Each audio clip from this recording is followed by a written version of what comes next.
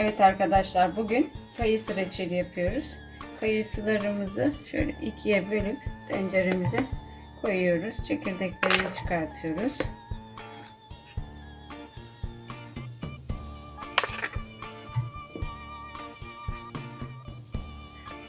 Ben ikiye bölüyorum. Siz isterseniz dörde de bölebilirsiniz.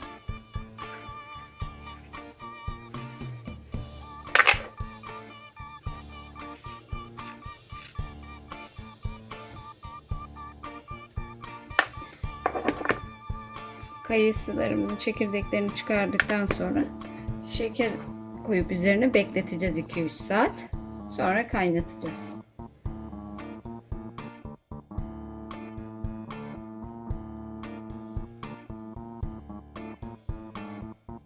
Evet arkadaşlar, kayısıların çekirdeklerini çıkardık. 2'ye böldüm. Şimdi şekerini ilave ediyorum.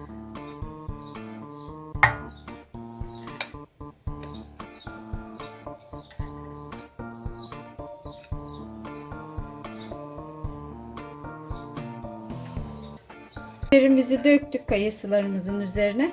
Şimdi kapağını kapatıp 2-3 saat bekletip kaynatacağız.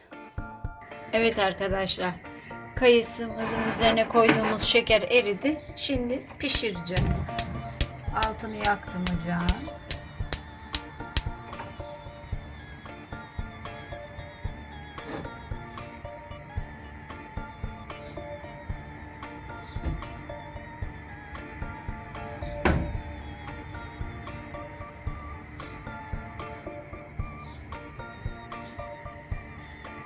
Reçelimiz kaynıyor. Köpüklerini alıyoruz üzerinden.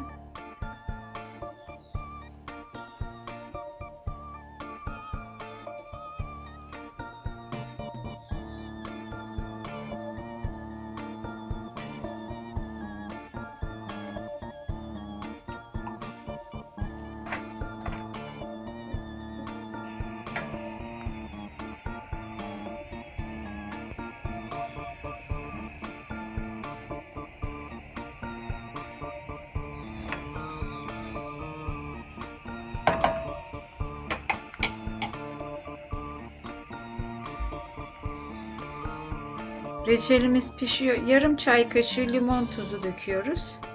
10 dakika kaynatıp kapatacağız altını. Reçelimiz hazır.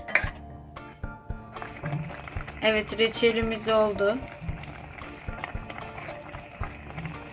Kaynadı. Çok karıştırmıyoruz kayısı reçeli. Kayısılar dağılmasın diye. Şöyle göstereyim.